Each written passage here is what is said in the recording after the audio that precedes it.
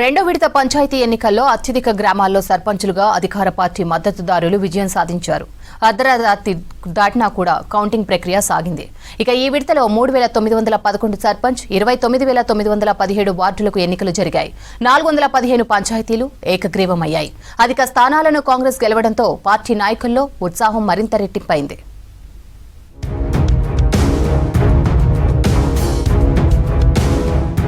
రెండో విడత గ్రామ పంచాయతీ ఎన్నికల్లో కాంగ్రెస్ బలపరిచిన అభ్యర్థుల హవా కొనసాగింది. తొలి విడతలో అత్యధిక స్థానాలు కైవసం చేసుకుని జోష్ మీదున్న ఆ పార్టీ రెండో విడతలోనూ విజయ పరంపర కొనసాగించింది. అత్యధిక పంచాయతీల్లో కాంగ్రెస్ మద్దతుదారులు సర్పంచ్లుగా విజయం సాధించారు. ఈ విడతలో మొత్తం 4,331 పంచాయతీలకు నోటిఫికేషన్ ఇవ్వగా 5 పంచాయతీలు, 108 వార్డుల్లో నామినేషన్లు దాఖలు కాలేదు. మరో 415 పంచాయతీల్లో సర్పంచ్, అలాగే 8,307 వార్డు స్థానాలు ఏకగ్రీవమయ్యాయి. కోర్టు కేసులు, ఇతర కారణాల వల్ల 2 పంచాయతీలు, 18 వార్డుల్లో ఎన్నికలు నిలిచిపోయాయి. దీంతో మిగిలిన 3,911 సర్పంచ్, 29,917 వార్డు మెంబర్ స్థానాలకు ఎన్నికలు జరిగాయి.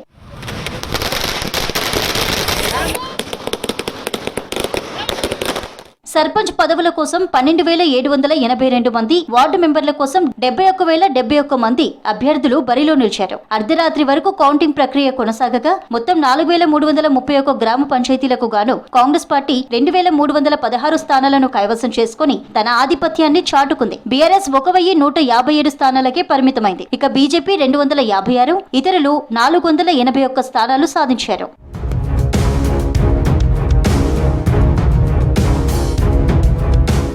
జగిత్యాల జిల్లాలో మొత్తం 144 స్థానాలుండగా అత్యధికంగా కాంగ్రెస్ 103 చోట్ల గెలిచింది. బీఆర్ఎస్ కేవలం 15 స్థానాలకే పరిమితం కాగా బీజేపీ 3వ స్థానంలో నిలిచింది. కాంగ్రెస్ కు కంచుకోటగా భావించే నల్గొండ జిల్లాలో ఆ పార్టీ రికార్డు విజయాన్ని నమోదు చేసింది. అక్కడ ఉన్న 282 స్థానాల్లో 172 చోట్ల కాంగ్రెస్ మద్దతుదారులు గెలుపొందారు. ఇక్కడ బీఆర్ఎస్ కేవలం 65 సీట్లతోనే సరిపెట్టుకుంది.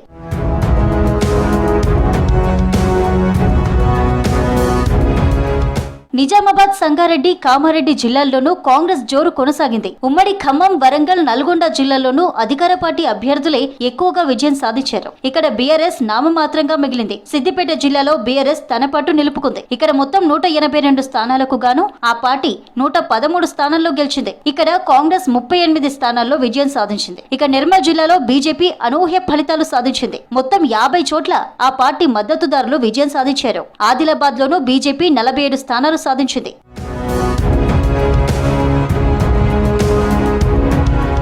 భద్రాద్రి కొత్తగూడెం, ఖమ్మం, మహబూబాబాద్, ములుగు లాంటి జిల్లాల్లో బీజేపీకి ఒక్క సీటు కూడా రాలేదు. అసెంబ్లీ ఎన్నికల తర్వాత క్యాడర్ చేజారిపోవడం, అధికార పార్టీ వైపు మొగ్గు చూపడం లాంటి పరిణామాలతో బీఆర్ఎస్ డీలా పడింది. ఈ పల్లె తీర్పుతో కాంగ్రెస్ శ్రేణుల్లో ఉత్సాహం రెట్టింపు కాగా బీఆర్ఎస్ ఆత్మరక్షణలో పడింది. సమన్వయంతో కాంగ్రెస్ విజయం. మొదటి విడతలో జరిగిన పొరపాట్లకు తావివ్వకుండా ఈసారి పకడ్బందీగా క్యాంపెయిన్ చేయడంతో కాంగ్రెస్ మెజార్టీ స్థానాలు దక్కించుకుంది. క్షేత్రస్థాయిలో క్యాడర్ సమిష్టిగా పనిచేసి కాంగ్రెస్ పార్టీ మద్దతుదారులను గెలిపించుకోవడంలో సక్సెస్ అయింది.